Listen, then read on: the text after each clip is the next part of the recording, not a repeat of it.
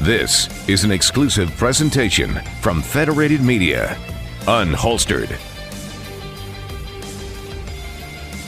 Yes, finally, it is the weekend. Welcome on in here to Unholstered. My name is Kayla Blakesley, and I'm just one of your hosts here on Unholstered.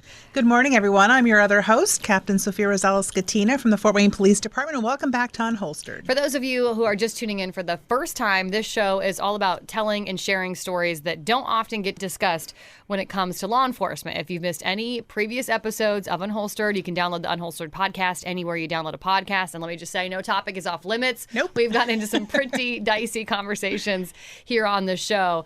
Today, I could see this going either way. I'm not really sure, Sophia, as we start to talk about a local referendum here. Fort Wayne Community Schools, which is the largest school district that we have here in Northeast Indiana, they have approved, the schools board has approved a safety referendum. That's basically going to go on our November ballot. So who did you bring in to learn more about this? Well, I brought in a frequent flyer here. A very familiar voice. A very familiar voice, Nice. And we always get compliments when he's on because of his voice.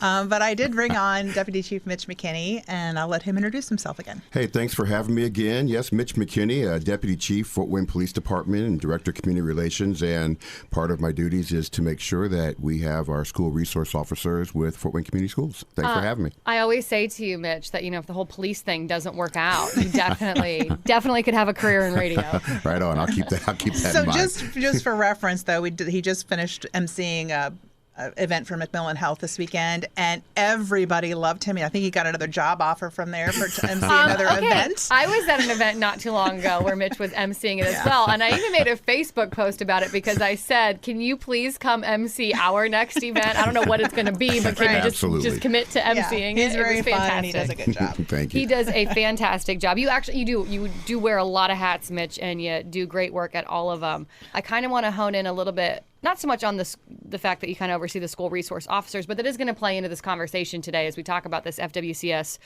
safety referendum.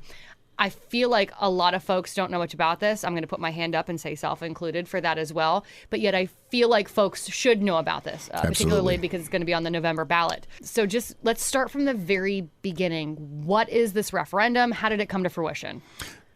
Working with Fort Wayne Community Schools, and again, it's the largest school corporation in the state of Indiana. Not even in Northeast Indiana. We have more kids in seats than Indianapolis, and it's one of those things where sitting with the cabinet, sitting with the professionals in Fort Wayne Community Schools and listening to them, they came up with their acronym of S.A.F.E.R, which is for Student Advocates, Advanced Security, Family-Friendly, Education-Centered, and Responsible. And it's not just about gun violence in our schools across the nation. It's about how do we prepare these young children for education and for success. And that's to make sure our schools are safe, our teachers are safe, our staff are safe, and that they have safe classrooms, and we have other people in line and other technology in line to make sure that our campuses are safe. Okay, can you walk me through S.A.F.E.R and just start with the S? Break it all down for us? Sure. The student advocates are really important, and it's something that's really new, and they're actually doing a pilot program right now at Southside, and it's working well. And one of the groups that's really helping with this is the Peacemakers, and Angelo Monte and Chris Lahr. I was able to work with them and watch how these kids come through and help other kids to know that there's other ways that they can deal with violence or things that are happening with them. But there'll be adults that are hired to come into the buildings, and they'll be assigned to the buildings to take care of being present in the hallways, taking care of securing doors, and if there's a disruption in the classroom, to assist the teacher to pull that disruption out of the classroom so that kids can continue to learn and the problem can be taken care of in a proper location of the school. Okay, so I just want to make sure I'm understanding this correctly. A student advocate, which is the S of S.A.F.E.R here, part of this plan, is someone that the school will hire outside of the school. So it's not another administrator or janitor or whatnot in the school. It is someone you're going to hire from the outside, bring them into the school, and their sole job is to, I'm going to use the word monitor, and then step in if and when called upon? Correct. And it's also when they're not called upon, they'll see things on their own. They'll be able to engage in the cafeteria, in the hallways when classes they're passing hour to hour. They'll be able to see, they can understand, they make relationships with those kids. And I believe we're going to see as this goes along and as more kids are going through the school that they'll recognize these advocates year after year and they'll understand the relationships that are being built between the adults and the students. So if I'm the teacher in a classroom and Mitch, you're being a little bit rowdy, pretty common for you, for Mitch, him. and Sophia is our hired student advocate. Do I, press my little intercom or pick up my classroom phone and say, hey, can you send student advocate Sophia to my classroom? Mitch is being rowdy or something. Is that? Absolutely. Just call for a student advocate to come to the room, and they'll come to the room and they'll help you take care of and just take care of the disruption in the classroom. And that way you're not pointing out the student in the classroom. You're getting the student somewhere where they can self-regulate. And that all goes to the mental health of not only the student that may be having trauma that day, but to the teacher so they can keep teaching and the rest of the students in the classroom so they can focus on higher education, which is what our goal is for our kids. Yeah, man, I mean, what a concept. You hit the nail on the head. So the teacher can continue teaching and try and avoid, a student picking up, this is a real story that just happened in the news this past week, picking up a metal desk and throwing it at the teacher. Yeah. Correct. Absolutely. Those things happen. Yeah. Obviously. I think this whole program to me sounds like a nice mentorship. Mm-hmm. Someone that's not a teacher, not affiliated with the authority, but can make a relationship with that child and kind of figure out what the emotional part of it is. And maybe they just need someone to talk to. Maybe they need someone to step into that parental role where they kind of adjust attitudes a little bit like a mom or dad would do. And maybe that's something they don't have, because we've talked previously on other shows in our SRO system that's kind of what the SROs become. They become that parental figure, that mentor figure for these students who might not have that at home in their family structure. How many school resource officers do you have within Fort Wayne Community Schools? So it's the title that confuses people. So assigned school resource officers for us for Fort Wayne Community Schools is 6. And they're in 6 of our middle schools, though we are building that to 8 with 1 supervisor. So there'll be 9 in January. Oh, However, we have SSOs, which are school security officers, that officers come in and work part-time details for the schools. So we have plenty of those officers all across the city that do that work that have to be school resource officer trained coming up here next year as part of legislation that went through this last year. So it's kind of hard for people to wrap around that. But as far as on payroll, Fort Wayne Community Schools with Fort Wayne Police Department, we have 6. Okay. For the largest school corporation. I say it doesn't sound like a lot to me. It's not. So to some degree, these student advocates, they're kind of like, they're obviously not SROs, not even close. They're very different, but it's just kind of another layer of that protection, because by the sounds we don't have the money and perhaps the manpower to employ enough SROs, even though we could want to. We could want to employ all the SROs exactly right. out there. But exactly right. Got it. Okay. How's the pilot program? So you said it was implemented already at Southside? At Southside, correct. How's that going? When was it implemented? How's it going? So they implemented beginning of this year, but Peacemakers has been doing their Peacemakers things last year. So it's slowly just bringing things together a little at a time. Did a pilot program over Thanksgiving at Northside, worked well. And, Southside's got everything together. And that Peacemakers program is going to be in every high school. And that's huge, too, to know that you have the kids involved with dealing with their own age group on how they can handle things that are bothering them. Yeah, I love that. Trauma-informed care at their level is huge. And they can relate to one another. They'll talk to one another, and they feel safe with the adults, as Sophia just said, that are mentoring them through these problems and know that things are going to be okay. And then they're doing well there. And Southside is a very diverse school, and there's a lot. That's a huge building if no one's ever been there. Mm-hmm. It's a big facility. And to know that you have advocates that are in every section of that building, walking through, checking hallways, making relationship with these kids, that's what's going to make this work. Okay, let's keep moving through the acronym. What's up? What's after safety advocates? So the A is for advanced security, and right now part of that advanced security is not only the student advocates, but also gun detection and technology. We use that at Northside. We have it at Southside now. It'll be in all secondary schools, so middle school and high schools. And the big part about that is the fact of the matter that I'm sure you guys have talked about it before, and I remember an episode where you talk about the schools have the right of who can come onto their property with what weapon on their property. Correct. And we have to keep those schools safe. And so they have those detections there just to make sure that folks aren't just walking in with weapons there, and that we know who's coming in. We unfortunately had young kids bringing weapons into schools. We had 9 last year that came walking into schools that had weapons. And so, and then, other kids said something, and that's through a program that one of our employees takes care of at Safety Village with the Eddie Eagle program. This child saw the gun, got an adult, told the adult went and saw it, and the adult took care of it. It happened down at the courthouse as well. It's just I've heard that one, yeah. Having those programs with the kids, knowing what to do when they see a firearm is part of that as well. So these weapons detection systems, are we talking like metal detectors here? Correct. No different than when you walk into a Pacers game. All right. No different. Yeah. It's a full Garrett system. You walk in, it'll detect, and there's signs posted before you even get to the door to let you know that there's no weapons allowed in this facility. So it's no different than going into a sporting event. I have no problem with that. I know that some people do, though, because they get, they get upset, I suppose, that their child's school looks daunting or looks scary or what have you. But you're saying these are just going to be middle schools and high schools, right? Correct. So we're not talking elementary age students here. We're talking a little bit of an older That's student. absolutely right. I just think that's important to point out. But this is just the reality where we are. It is. Right? I wish, too, we lived in this world where we didn't have to have these things. And I wish that we didn't have to have police officers. And I wish we didn't have to have, trauma centers for violence that becomes, part of our, just ingrained in our society these days. But we don't. We live in reality. Or we have to live in reality. We don't live in a utopia anymore. And we need to start thinking about safety and security first, and starting with our children.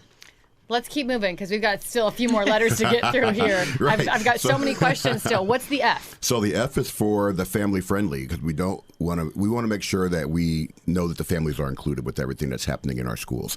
And part of that student advocate program, part of the peacemakers. I love the part at Southside they have Grammys and grannies and grampies. So they have our seniors coming in there, and these are with the kids, and some kids don't know their grandparents, and they've adopted these folks that come in, and they come in all the time, and it really helps out. But they welcome the school visitors, and right now the Alive Peacemakers, they changed the culture of the school to sit there and watch how these kids interact with these senior citizens, and to see them sit there and start their day with someone who loves them. And then they move on to their classroom, and you see a different attitude in that hallway. You see a totally different attitude, and they're doing a great program, and it's working for us. So the F is family friendly. But is that how what they're going to do? For example, like this grannies and grandpas, is that how they're going to do that, or is there other ways to implement family? I think there'll be a lot of things going on just so that we can have a message of nonviolence with our kids. So they have an adult, they have a mentor they can talk to, and the families are always welcome. They have a lot of things that come in. They have parent-teacher nights. They have times when parents can come in for different programming that happens. But just to know that the atmosphere there is good for the families, and for the families to know, back to the A, that we have advanced security. We have exterior door locks. We have classroom monitors. We have interior door monitors with this electronic system that's happening in the schools, that you're coming into a secure place as well with your child. Yeah, that's important. I mean that partnership between the families and the schools. That is a make or break of any school. It is. Parental and family involvement. And there have been studies that show that these elder to young child or young children programs work. There are studies, and I've heard them on podcasts, and I have them cited in a piece of PowerPoint that I do a presentation on, that it calms the children. It gives those children with lack of familial ties something and someone to care about them other than a gang or something like that. And it changes kids that don't have those kinds of relationships. So bringing the family in, like I said, if you have family involvement in a school, you will see a higher success rate of the students at that school, both educationally and behaviorally. Wow. Okay, that's a big one. All right, E. Education centered. So Obviously, when we're talking about our schools, people think education should be first. Well, it doesn't make a great acronym. So when you're coming through, when you walk through and you watch the teachers engage with the students, and you know that they want to make sure that the students are moving on to the next level and that they're successful. We get invited into schools all the time when we come through, and just to sit there and watch how they're engaged in the classroom, all of these pieces together is going to help that just rise up to a different level. And that's the important part, I feel, with this referendum, is that everything's still maintained, focused on the child, making sure that they are moving forward grade to grade successfully. And we know that right now we are struggling academically. We have children in 7th grade that are at reading and doing math on a 1st and 4th grade level. I mean, that is just something that's really a hot topic right now. It's just our kids are woefully behind. And I think if you give the teachers the time to actually teach what they need to teach, we're going to see progression here, which we desperately need. Man, I'm with you, Mitch. Too bad that acronym couldn't begin with the E. I'm with you. I think that's one of the big things Dr. Daniel pushes, and I listen to him on each one of the meetings we've had, and we've had several over the last couple of years. So you've actually been in for all these meetings? Correct. Yes, I've sat on all those meetings, is the mental health of the child, the mental health of the teacher, and really having those mental health professionals in Fort Wayne Community Schools that can help them both. If there's something that's bothering them, that they have someone to go to so that the kids can help self-regulate and get themselves back in the classroom. We don't want to keep them out of a classroom. We don't need children going to alternative learning. We need them to know that you can self-regulate and get yourself right back into your seat that belongs to you in that classroom, so you can get the same level of higher learning. We need this for some adults too, teaching them how to self-regulate. Absolutely. Right? But what I love about the Peacemakers program is that they're teaching these kids conflict resolution, and no one teaches that. I mean, we go through our whole lives and no one ever teaches us how to do that. So I love that they're starting at an early age, teaching them these tools, and they can teach other kids these tools, which carry on, and it's just going to make a better, brighter future for everybody. Yeah, I'm not even going to lie, and maybe you could both sense it when you first walked in here. I don't know. When we started talking about this, I wasn't sure where I stood on this, to be honest. I was kind of like, okay, we'll see, Mitch. We'll see what you got. All right. But well, because you hear it and you're thinking it's just about guns and it's about this. And it's not. It's about the whole package, the emotional well-being of the students, the teachers, because we know our teachers are struggling too. I mean, everyone's struggling right now, so we need to find ways to combat that. And the way we do that is through emotional health, and start there, and then this other stuff comes into play. Yeah, I mean, we haven't hit the R yet. I don't even know what the R is, and I'm already really buying into it. So with that, what is the R, Mitch? So the R is for just responsible. It's being responsible with the tax dollars that Fort Wayne Community Schools is asking for, and knowing that those dollars are going to be spent wisely, and to look at all the things, all the points they're making. And, you can go to S.A.F.E.R, to pick up all of that information, and just to know that this is a level of responsibility that everybody who's involved in taking a piece of this in the groups at the table are coming back with information. They've researched their data. They know what's important for kids, and to know that we can make Fort Wayne Community Schools even stronger. If you back up to, 2010, 2012, 2016, 3 different referendums to make sure that we had better schools. We paid for the construction of our schools.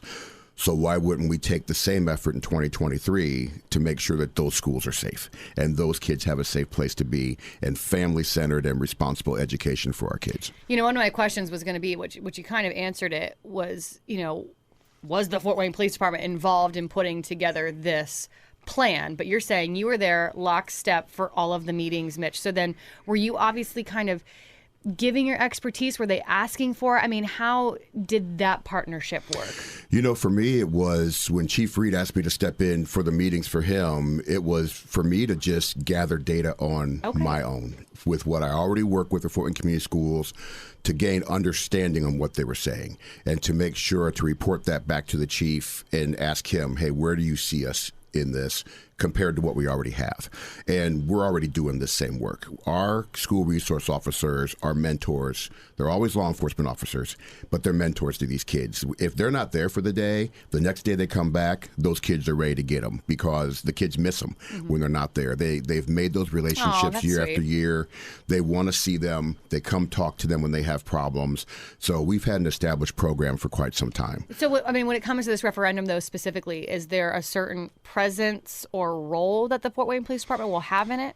I think our role is the same as we have now. It's just increasing our school resource officers because part of that referendum is paying for that, and they're going to be paying for training for school security officers to get their school resource officer certification. It's a 40-hour certification with continuing education, but this referendum will pay for that. And Fort Wayne Community Schools has part of the payroll for the school resource officers, and with this new referendum would have monies in place to add even more. But you can put the money in the spot, but if we don't have the people, on the department to fill it, we're not just going to fill it with people we don't have. We have a city we have to take care of as well.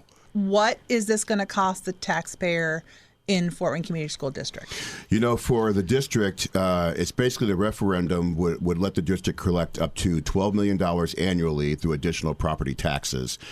Most of those dollars would support about 90 staff positions, including additional school resource officers, mental health therapists, and a new role focused, again, like we talked about with the advocacy program. But what is that per taxpayer? Let's break that down because that's what people really want to know.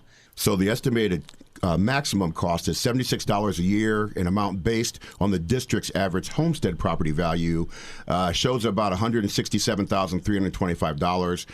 It also assumes Fort Wayne Community School will assess a tax levy with the maximum rate of 10 cents per $100 in assessed value. And you can find that on the journalgazette.net. They did a full report on it for us, and we were very happy they did that. But break it down individually, the average taxpayer would see a smaller increase next year, about $54.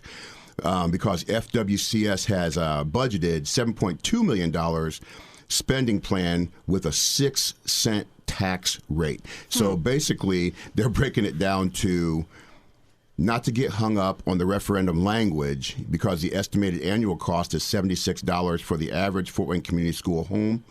That's about $6 monthly, the cost of a drink at Starbucks. I think at the end of the day, truly, like both sides of the aisle, everybody they want their kids to be safe, right? Like we could all agree on that. We can. And Absolutely. I would like to think that everyone would also be willing to spend. Let's round up and call it $80 a year, okay? Yeah, let's call it that. $80 a year, if that means even if there's just a glimmer of hope that this might work, that this might be helpful. I think we could all agree it's worth $80 a year, right? Absolutely. Yeah. Absolutely. For as much as we spend on other things, I think $80 a year is So not that much. Us three can agree on that. Yeah. But will the voters? Will the voters? So yeah, Mitch, this referendum will appear on the November ballot. It will.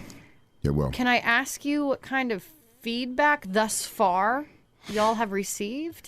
For me, in talking to folks, I get positive feedback because obviously I'm around a lot of the folks And that you're are with the kind of schools. scary and big, so people might not want to tell you the truth. Wow. Exactly. Tell that man what he wants to hear. But, in working with Matt Schiebel, who's been with the Fort Wayne Community Schools for a long time, and he's put a lot of work into this as well. And you'll see him on journalgazette.net being quoted. And he says, schools are basically, in my opinion, a reflection of your community. If you want a safe community, part of that is you want safe schools. And as a taxpayer, that's the kind of thing I want my taxpayer dollars going toward. Amen. Well said. I think that's a great way. It ends the article that they put together, and to me that rings true. It's we can't sit to the after effect that something happens, in our community. And if we're not looking at the things that just happened recently at Glenbrook Mall, well, you know what? We have schools really close to Glenbrook Mall. Yes, we do. And we have to make sure that our schools are hard targets, but inside that we have a safe place for our kids to learn and our And to staff kind of to teach. piggyback off that too, because I hear this a lot, at least in my line of work. A lot of listeners on my radio program, they don't have kids, or their kids are adults. They've already graduated. They've moved to other states. They're like, well, I don't even have kids in the school system.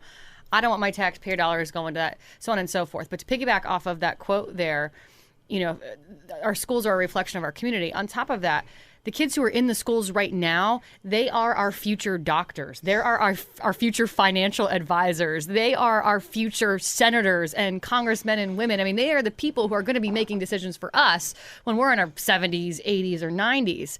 So for someone who has this attitude of, I don't want to pay the $76 a year, I would really encourage people to see it that way, to see, again, these schools are, yes, a reflection of your community, but even bigger than that, that these are our future decision makers. They're our future leaders, which nurses and CNAs are going to take care of you in the nursing home. Exactly. And, all these things. And I think that's a pretty selfish way to think about things, because there's a lot of things I don't want to pay for with my tax dollars.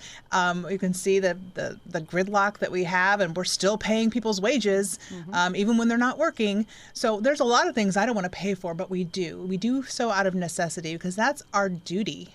I don't like taxes as much as anyone. I'd like to bring home all my money, but I know that the things, and I'm not even in Fort Wayne Community School District. I'm in a separate district. Yeah. But I would fund this. I have said yes to every referendum that my school district has put forward. I've said yes. Now, granted, I have a couple kids that were in school at the time, but I would still say yes, even if I didn't, because like you said, these are our children. These are someone else's children, but I feel like they're mine too. Yeah. This is my community. That's right. And I'm tasked with safeguarding the entire community, and that means children too, and their safety. So I'm all about kids and family. That's where our tax dollars should be focused, and raising healthy, emotionally well children is worth every dollar spent. We've only got like 60 seconds, but I still really want to ask both of you this, and I've been dying to, and I want honest answers from both of you. Of course. And I want with your professional opinion, you're both in the schools a lot. You've got kids. Do you really think that this program will make a difference? Absolutely. I do too, and I'd like to see it expand more than this. But I think this is a good place to start, and I would like to see this be the mark for the entire nation to look at and be like, man, Fort Wayne is doing it. Wouldn't that be something? And we're doing it well. And I think that we can be, with the proper usage of this funding that they're asking for. I think we can make that happen. Has there been talk of that, Mitch? I mean, if this is successful within Fort Wayne community schools, that this potentially could breach out, Southwest Iowa, Northwest. I mean, is there talk about? It's the exact thing that we talked about. It's going to be a national model, and they can find out more about it at SAFERFWCS.com, Instagram SAFERFWCS 2023, or SAFERFWCS. I can find them on Facebook. And I just want to point out too, on the November ballot, November 7th, 2023. Yes. It's coming up. Yes. I mean, it'll be here before we know it. So folks who do live within this district. Yeah. And we talk about it all the time. Yeah. Local elections matter. Yeah. These things matter. So you have to get out there and you have to vote. Fort Wayne is growing at an astronomical rate. We cannot leave our children in our schools behind. Amen, sister. Well said. If you've missed any previous episodes of Unholstered, where Sophia and I talk about just that, you can download the Unholstered podcast anywhere you download a podcast. Just search for Unholstered. Your town, your team, your topics. This is Unholstered. Thanks for listening to Unholstered. Be sure to subscribe on Spotify, Apple, Google Play, or wherever you listen to podcasts. Just search Unholstered.